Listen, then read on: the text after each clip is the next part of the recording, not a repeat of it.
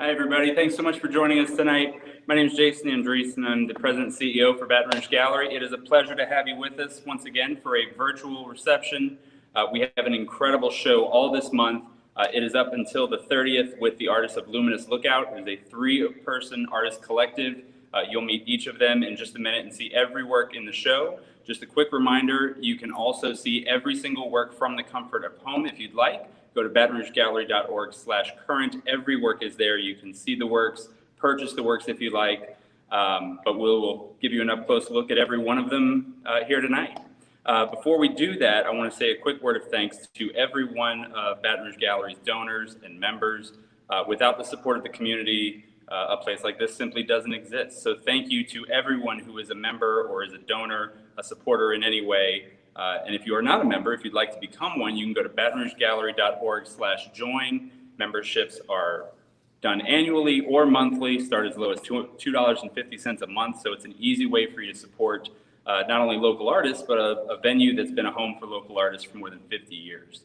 A quick word also about support of the gallery. Another great way to do that is at Kinetics. We are thrilled to announce that Hancock Whitney is once again supporting as our title sponsor for Kinetics, Baton Rouge's premier virtual art auction.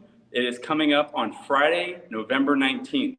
Please mark your calendar, save the date, get ready. We will have dozens of works up for bid, an incredible assortment of work from your favorite Baton Rouge Gallery artist members. And as is always the case at Kinetics, every piece, regardless of size or the artist, every piece starts at $100. So it's a great way for you to support Baton Rouge Gallery, support the artist members here, as well as hopefully grab a great piece for your home or office. So again, Friday, November 19th, please mark your calendars and make sure that you're joining us for a great night of art and support for local art. So with that, I'll say thank you again for joining us. It is a pleasure to have you. This incredible show featuring the artists of Luminous Lookout is up through the 30th, so please come by and see us. We are free and open to the public every day except for Monday, so please come on by from noon to 6. And with that, we will turn things over to the artists of Luminous Lookout, Dawn Black, Kathryn Hunter, and Kelli Scott Kelley. All three are with us tonight, and we'll start by having them just tell us a little bit about themselves and maybe a little bit about Luminous Lookout as well as we start to make our way through the gallery. Hey guys. Hi. Hi, thanks for being here. Thank you for having us. Thanks, Jason. Thank you.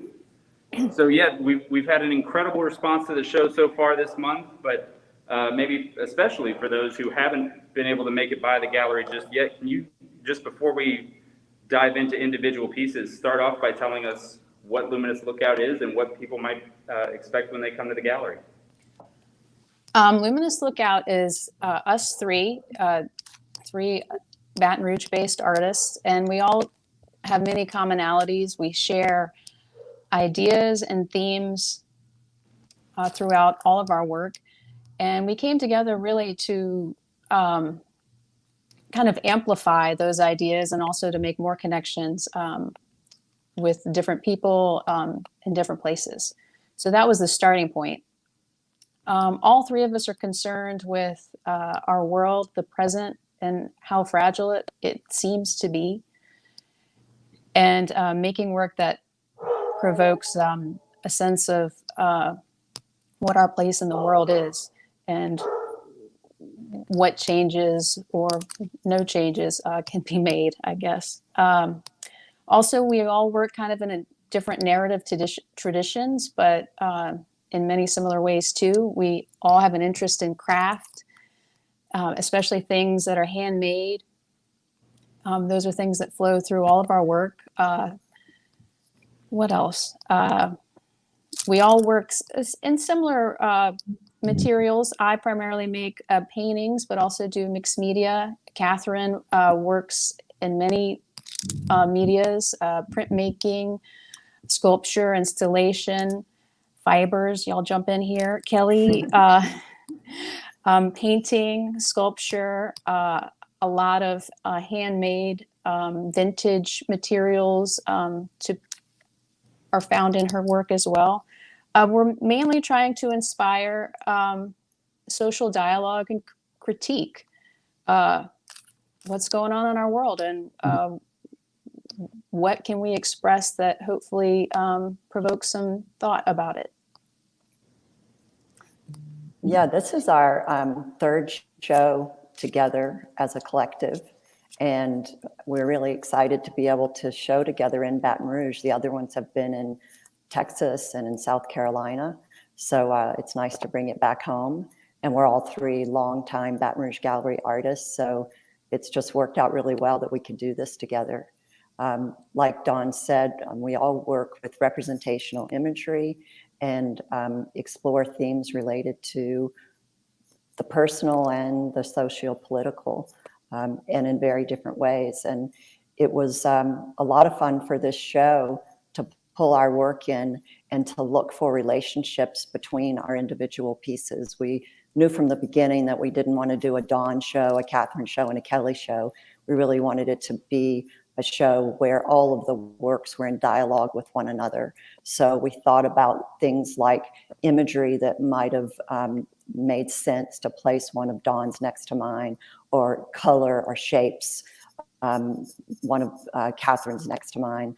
And it was a lot of fun to design the exhibit and to see surprising things happen, for me, to see my work in relationship to the work by these two women who I admire so much.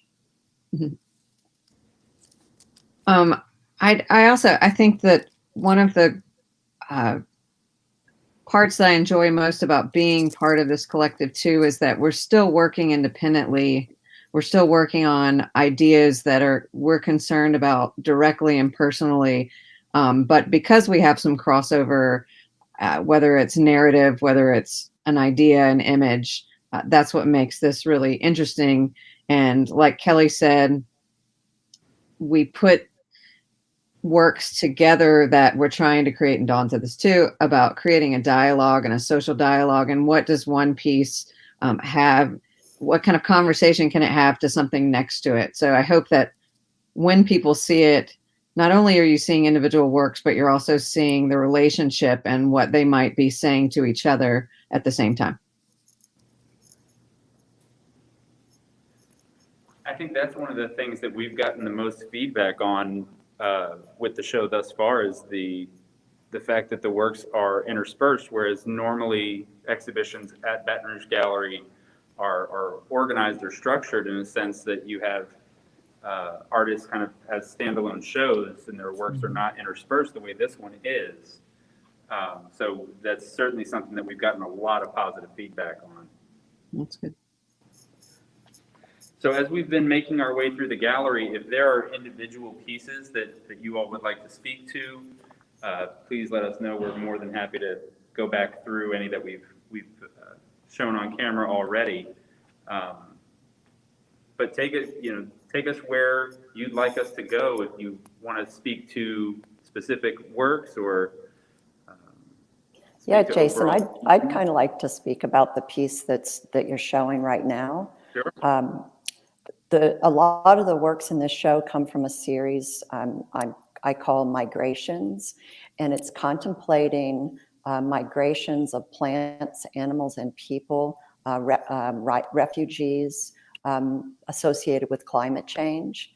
And you'll see throughout the gallery there are pieces of what I call nature figures that are wading through water and trudging through water, seeking refuge. And part one of Migrations was at Baton Rouge Gallery in February of 2020, and it's something I've continued with. And this is kind of a culminating piece.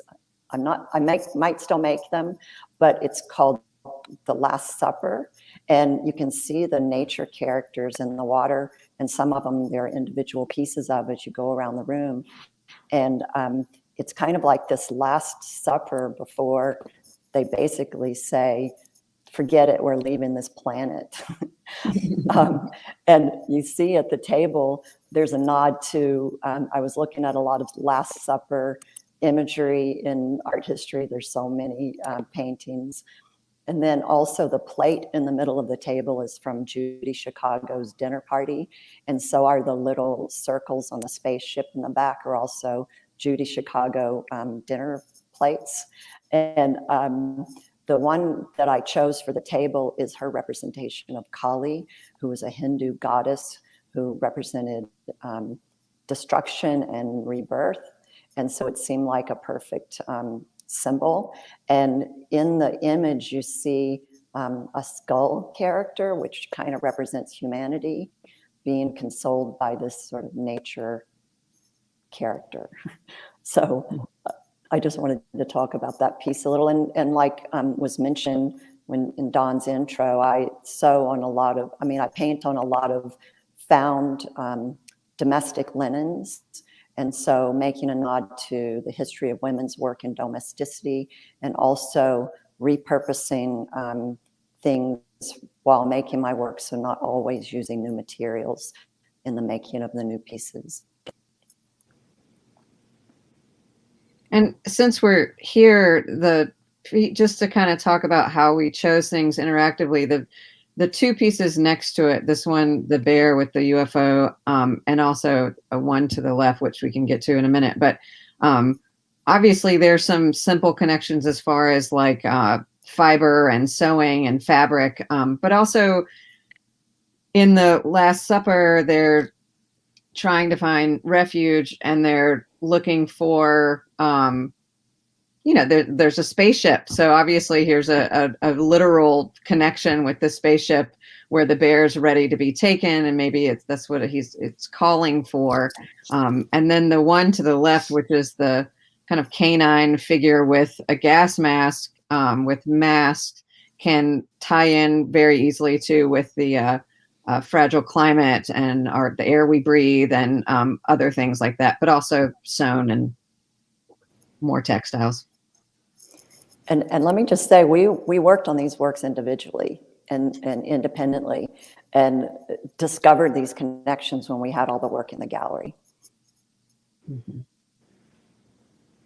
Can I ask, can you speak to the use of textiles? Because each of you have your own background with printmaking or painting, watercolors and gouache, different media that you typically use quite a bit. But each of you have delved into textiles with this show, all three. Can you speak to that perhaps a little more, and whether you guys played off of one another's use of textiles? For me, I have always, I got a minor in sculpture, and I just kind of let it go for many years. And I think I was really inspired by showing with Kathryn and Kelli to kind of make some new work that went beyond painting.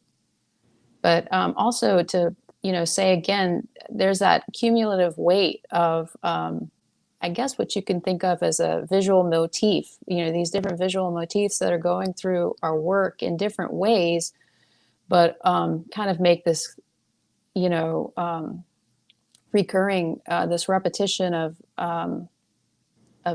similar ways of saying the same thing, but slightly different, Mm-hmm. Which I think inspires, all of us, and which makes us, a good fit as a group. Mm-hmm. Definitely. Yeah, that piece probably visually we put next to it the rest of the work more than it connected directly. But this one is called the 14th, and it's the 14th Amendment has been printed in the background. The 14th Amendment is the amendment that gives freedom to most people, and it was ratified in 1868, but we all know that even today there's plenty of people in the United States that don't have full freedoms or access to freedoms. The snake is just a very visual way of wrapping around it, and then of course the paper cut of the eyes are we see it. We're wide awake. We know what's happening. It's been happening since the beginning of our country.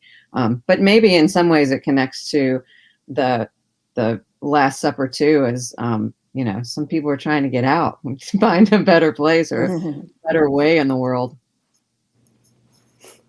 Hey, I have a question. Dawn's piece to the left of that has text in it, and there are works of Dawn's and Kathryn's that have text. And I don't know, Dawn, if you can speak to how the text is used in this piece, and then maybe how some of the text is used in your work, Dawn. Kathryn. The gloves I've stitched in there can't even. So it's a nod to I'm just finished here. Can't do anymore. I've been just run ragged. So that's kind of an emphasizing feature of that piece. Again, I guess back to starting to work at Blackbird. That's the letterpress shop that Kathryn owns. I started getting back into printmaking and started making work with letterpress. So there are a few pieces in here that have letterpress prints of mine using text. So yeah, I guess I've been working with it a little bit more. And I think the use, I've always off and on used text, but I think that it can take a viewer a little bit deeper into maybe the metaphor or what we're talking about. This piece with Salvation, I think, is kind of perfect again next to or in the same room as the Last Supper and even Can't Even, and even the 14th Amendment. I think it just, we're all searching for something better, and things are very slow at changing for the good. But printmaking is something we talked about, and I often, Jason, you asked about textiles, and printmaking is what I went to school for, but probably I became a printmaker because I realized I could print on fabric because I was sewing already, and so I've just gotten more back into sewing. Hadn't as much in the last years before, but and then the mixed media stuff is vintage book covers that I've laser cut and laser engraved the drawings on the wolves next to the bear and up at the top of that piece. Dawn, Yeah, this is another interesting. Okay. You guys started to talk about text in the work, and Dawn, I'm wondering. Yeah, I was thinking go back to the corner in that first room where Dawn's cards are. Yeah, while we're heading that way, I have a BFA in printmaking and went to get my MFA in printmaking and ended up in sculpture. And so it's partly why the use of non-traditional materials and not being, even though I'm a painting professor, I don't consider myself strictly a painter. So this body of work is called Uses of Infinity. So it's the impetus is that it's the major arcana or the major ideas in a tarot card deck that stand for ideals or things that maybe you don't want to stand for. And I find that idea a pretty compelling one to make work about, because it kind of is in this balance between what I think of as like a universal idea versus an individual idea, and how to visualize that. So I've kind of translated like the 1970s style tarot card deck into a kind of more contemporary idea of what it would be. So there's no magician. I've relabeled it as agency. And then there are, similar ones like the tower, but that's become a tower of an atom bomb. The wheel of fortune is a wonder wheel. So some are pretty, easily figured out, and then some are a little bit more opaque. So yeah, I've had a lot of fun and not fun making these, and look forward to finishing the whole deck in a way that makes them, more accessible as something to play with, because it's not quite there yet. But as works of art, I'm happy with it. The case is really amazing too, just how they're housed, or they can be housed. Thank you. So this idea of they're housed in a book. It's a textbook, Uses of Infinity. So this idea of, forecasting the future theoretically, and thinking of it in terms of something more universal and not personal, or not, free will versus known mathematical quantities, so to speak. Hey, Jason, if when you pull out from there, if you swing to the left, I love that entry wall, and like Dawn's last card is a circular little wreath, and then relating to my circular piece, and then the colors as you go from this piece of mine to then Dawn's and then Kathryn's. I love the way the colors and patterns and textures all unfold from one to the next. I just noticed in your piece, the circular piece, that the window frame, the window curtain being pulled back, is that a nod to Magritte, maybe? It's a window frame, but it's also a little stage set. Oh, and yeah, I mean, it's certainly, there's surrealism in my work. Yeah. And I love Magritte, but it's another one where it's an opening to something else. And this piece in particular, it's called Floating Cottage, and it was based on a story that I wrote. And it's thinking about the opioid addiction. And the girl in the front, you can see these pills spilled out from her hand, and then there's this opening to something else, and you don't know if that's her afterlife or the dream place she goes when she's high, or or just looking for some kind of solace. It's kind of the inspiration for that one.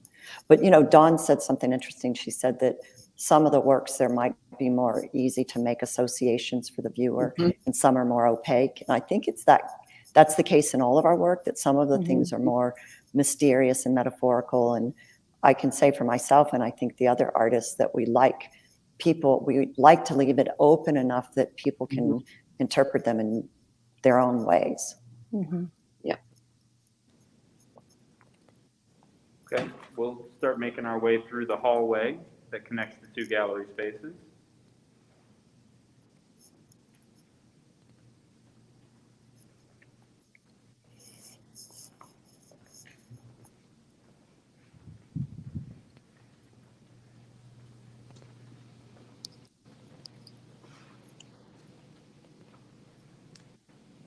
This is my work back on that idea of using the tarot card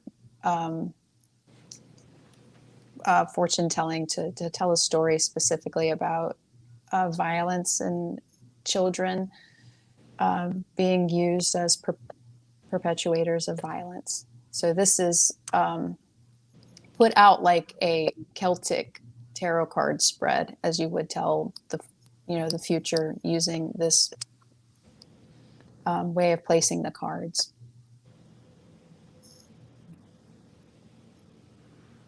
Any significance to the color of the text here versus the color used in the other cards? Well, this was the first stab, I guess you would say, using this as a visual way to tell a story. And to me, it's it's red, it's bloody, it fit. So, yeah. And that's, Dawn, that's like a red ink, right? Uh-huh. The color's amazing when you see it in person. It's kind of it was the fluorescent ink for the text, yeah. Yeah, it's a fluorescent ink that we printed, and then I used a fluorescent paint also that kind of matched.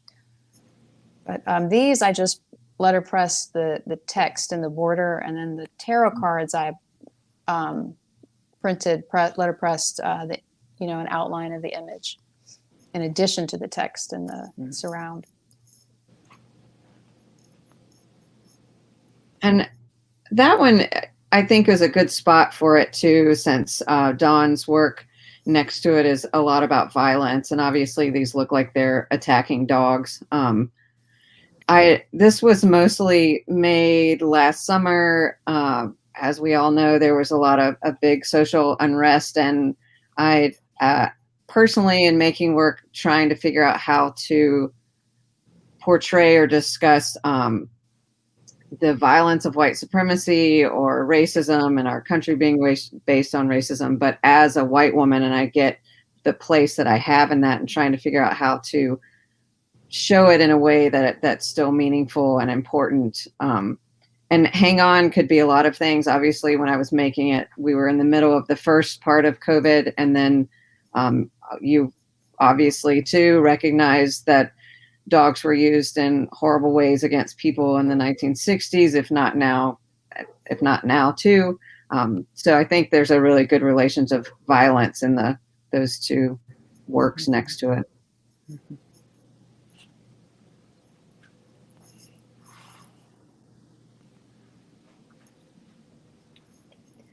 These pieces are that was the very last one I made, but these are from a series called Endangered, where I just got so tired of all the dark things happening. It's funny, they're across from the violent wall. And so then, the way I think, I decided to use endangered and extinct animals, what a cheery topic, to make some kind of pretty, just sort of fantastical and pretty little pieces. But I was looking at these, like this one is called Tasmanian Mama. It's a Tasmanian Tiger.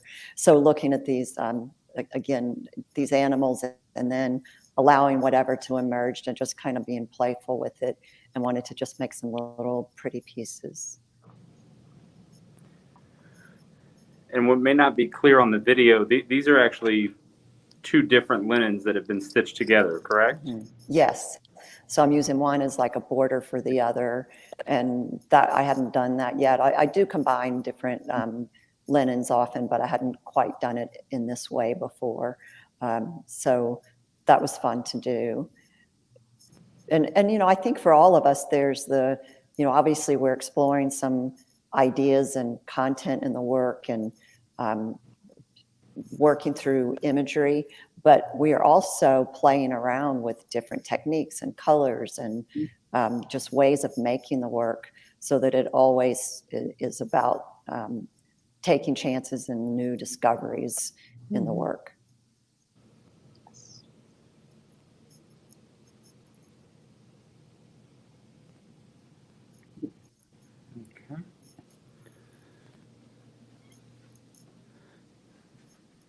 As we round the corner into the back gallery, Kathryn, if you can tell us a bit about this series. Sure. A lot of the things I was making for this body of work had the idea of monsters, and again, looking at our history and looking at how humanity treats humanity. This is called Fireworks for Monsters, and they each have a word or a text that I associate with, especially America from the beginning of its inception. But they're all embroidery on fabric, and the images, the fireworks themselves, are actually based on these wood blocks of 19th century Japanese firework ads. And they were just such a beautiful image, and I just thought of the beauty, but the violence of fireworks, and putting that into thread was just another way of doing it. So each of them have their own little word. That one says arrogant. The Lost Cause, as many of us know about. Yeah. That was my favorite. The Lost Cause. Yeah. There's one that says gunned. We obviously have a lot of guns in this country. Entitled, monsters, and then the last one is racist. I mean, it's pretty straightforward, but there it is. Yeah, it's so great how the words then, of course, juxtaposed with the image, bring about something totally different when you're viewing it. Yeah, and I think that the size of them and adding the text to them, in some ways you can see a relationship to Dawn's cards. And I think that I've made many different kinds of cards throughout making art in my life, and as a printmaker and as someone who makes editions, that I probably see things that way too. And so I think it was an interesting connection that it's bigger, they're bigger, but still have that relationship to ephemera. I should mention, if anyone watching would like to pose a question to the artist or ask for a little more detail on a specific piece, please drop that in the comments. We'll be happy to get that information to you.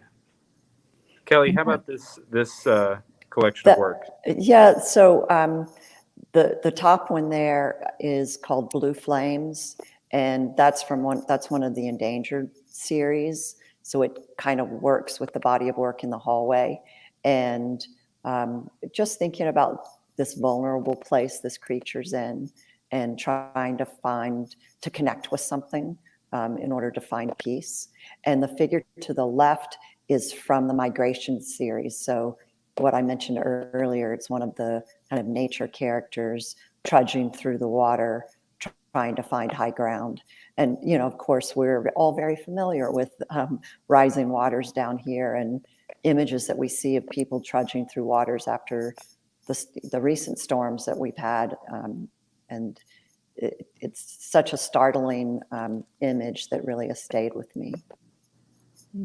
I think these two, even though these three are from different kind of bodies or series of the work that you've done, putting them together was a really interesting and fun thing to do, but also picking these, looking at the fireworks next to it, and whether it's through the vines in the image or the figure or the blue flames, there was something that they have a visual, but also probably a little bit of a metaphorical connection to.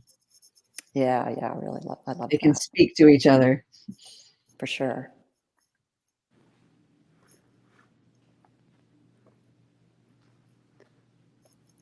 John, tell us about this pair. They're kind of self-explanatory. Yeah. I've gotten all of my anger out finally. So these are, about 45. One's called Peace Lily and the other one's called Shit Face. And I think they're pretty explanatory.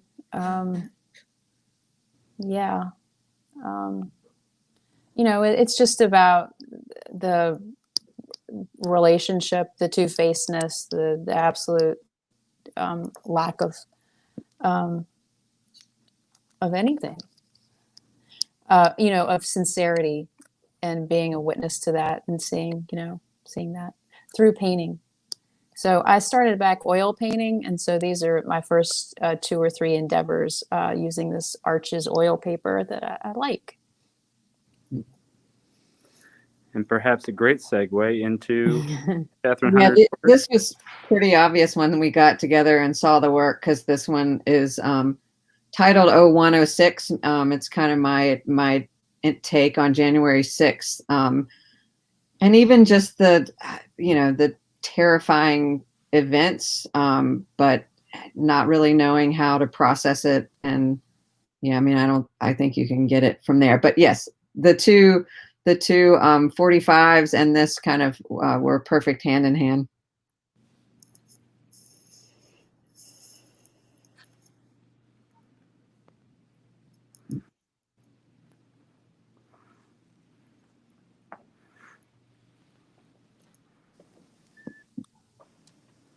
This is my piece. It's entitled Argus, and so I have recurring images that kind of move through my work. Again, that idea of what image can kind of be the balance between a universal image that can be read by anyone, but still kind of retain some kind of opacity or more of an individual aspect to it.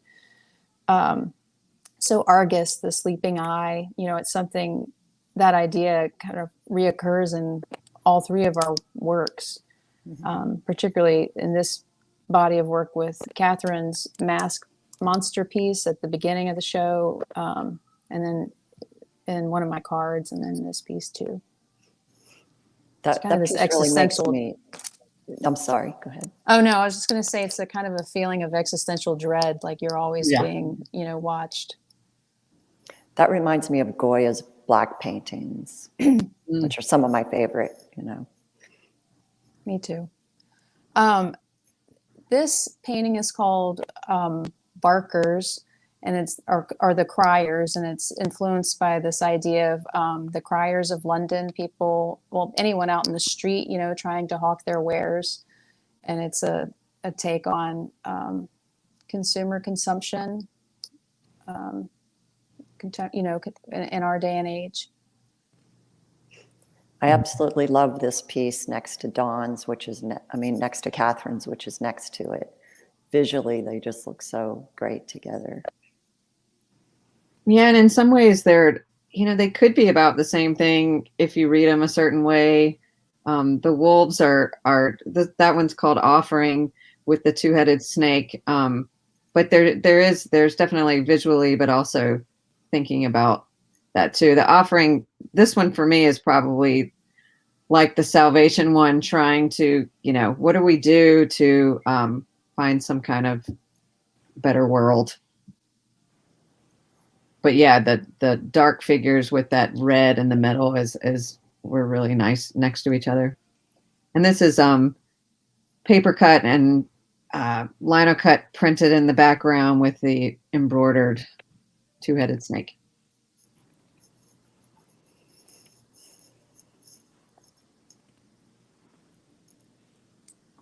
This is my piece. It's called Pilgrims. And again, this idea that Kelli's talked about of migration and refugees, of moving from one place to another for many different reasons. And I wrote some text to go with it. It says event horizon, pilgrims, desire lines. What good is a single cup horizon? So Kelli was right. This work is in particular inspired by Goya, and just the kind of some follies of man, of people. And the lady in the purple is That's kind of connects to that first one, but in this one she's missing eyes. Is that right? Uh-huh. Yeah. So all the eyes are in that first one, and then. Uh-huh. So, this idea of it, I don't know, to explain what a desire line is it's a path. So an animal will make it a desire line, through grass, and you'll see that path. And it's just a beautiful way of calling it something than path. And Bill, that question, the paper if there's a pattern on the paper that I'm using, it's all printed with lino cut or letterpress. That creates that visual texture. So these next three are from that migration series, and you can clearly see the different characters wading through water, and they're each representing a different animal or plant or both, like in that case. And then, as you move past those to the big wall of drawings, I just want to say something about those for a second. So this work was all made mostly during 2021, but these drawings were made in 2020 at kind of the height of the first phase of the shutdown, and at a point where I was saying, okay, we've got this pandemic, climate change, Me Too, protests, Black Lives Matter, police shootings, just like, oh gosh, so much. And just saying, well, what can I make? Am I going to go make art now? And so I had all these Trader Joe's shopping bags piling up because we normally brought reusable bags to the store. And so I didn't want to throw them away. And then one day I thought, oh, I'm going to draw on these bags. And my kid, Finian, was home during the shutdown. And I've used Finn as a model a lot in my work. And so I said, hey, Finn, would you model for me? And there's several in here where it's kind of more straight. Every day for a while, I did a drawing of him. And then those became figures that I used in these nature drawings. So some of these were ones like the octopus, and if you look at the one to the left of it, it's one of the more straight drawings of Finn. You know, some of them are masked, some are not. So anyway, just and then these developed into the pieces that are painted on the linens.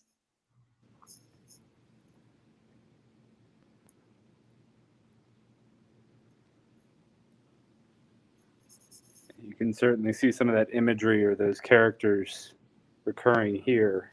Mm-hmm.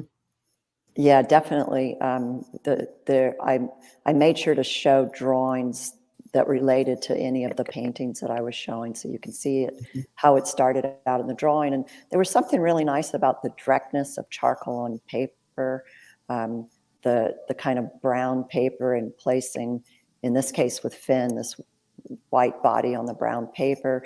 You know, so there are all these layers of things that I was thinking about while I was making them, but there was something just so satisfying about just the simplicity of charcoal on paper.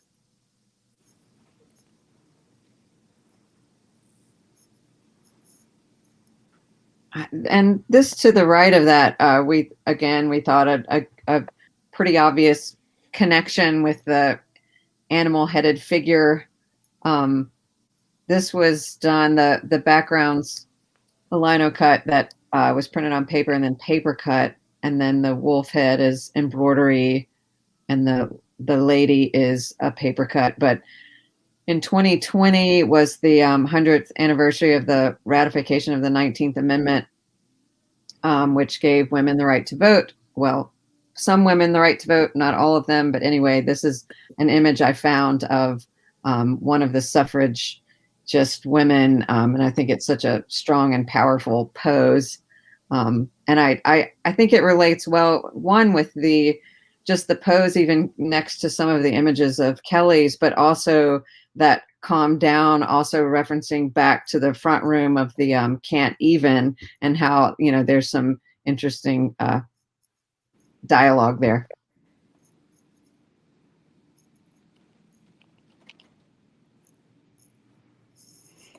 And this is another one from that series. It's called the Chapalaiah Child.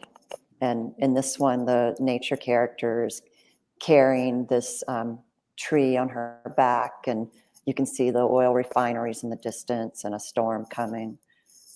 Mm-hmm.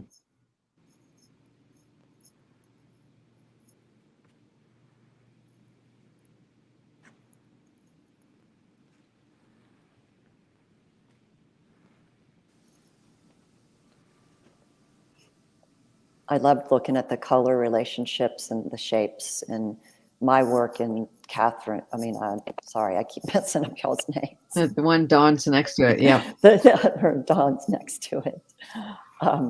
It was so much fun putting this show together and seeing the relationships between the works. And this piece of Dawn's is so complex, and I find it really, I've seen it a couple of times, and it always fascinates me. And discover something new every time I look at it. Mm-hmm. I think I've looked at the whole thing, but I'll still keep finding stuff. Mm-hmm. The piece is called Summer of Love, and it's about protests and about memorials and how we memorialize as a society, as a culture, the different ways that's done through flowers. And then it also references, you know, the censoring or the closing off of those memorials with, you know, the bagged statues. So yeah. Again, I love making grids. And so, you know, like Kelly was saying, you know, kind of figuring out different ways to use things in your work that's challenging. So this was using a grid in one piece of paper, sort of. When did you guys start figuring out the order that the works would go in. Was that done while installing? Was that something that was mapped out ahead of time? No, it was pretty ad hoc there. Installing. Yeah. We had You done just a, never know. yeah, Oh, go ahead. we had done a similar thing for our show. We had last spring at Redux Contemporary Arts Center in Charleston, and where we just pulled all the work and laid it all out and started then pulling something and putting it next to something else and moving things around. And then gradually things started to fall into place. But we did it the day of the install, but spent quite a while just moving things around at first.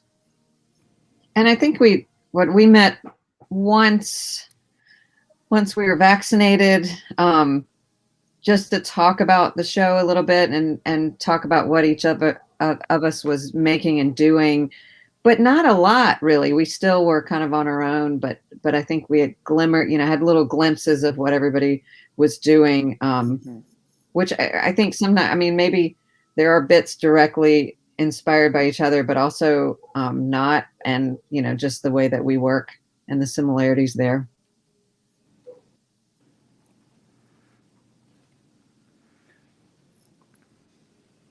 I think it's a wonderful show. We've, like I said, gotten a lot of wonderful feedback on it thus far. Anything else that you'd love people to know, maybe before they make the trip to Baton Rouge Gallery to see the show for themselves? The one thing I would say that I think I find important, I don't think you have to do this at all, but is to go in thinking that these works are having a dialogue with each other, because I think it does. The person that commented, I do think it amplifies some of what each of us are saying. They are still very important individually, but I think that if you can think about or discover how they might be communicating, that's what I would hope people also see. Yeah, when you go to the gallery, there's a statement, a Luminous Lookout statement, and then there are artist statements by each of us talking about some of the specificity in our individual works. So, it gives you some insights into our individual works and then how we're thinking as a collective.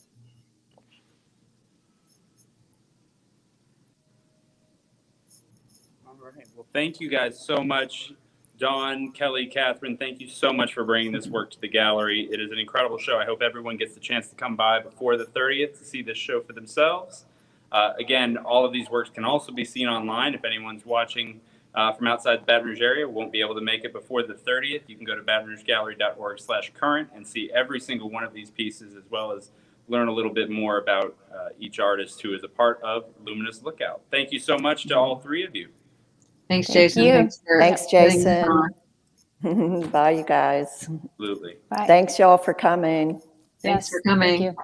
Everybody who joined us, to echo their thoughts, thank you so much for being a part of the virtual reception tonight. We hope you enjoyed the show. Hope you'll come and see it for yourselves. Again, please mark your calendars for Kinetics on Friday, November 19th. And if you're interested in finding out more about Baton Rouge Gallery, supporting the gallery, or just finding more information about this show in particular, BatonRougeGallery.org is always a great place. But coming and seeing Baton Rouge Gallery for yourself is a better place. So come and see us anytime, except for Mondays between noon and 6. We'll see you soon. Have a good night. Bye. Bye.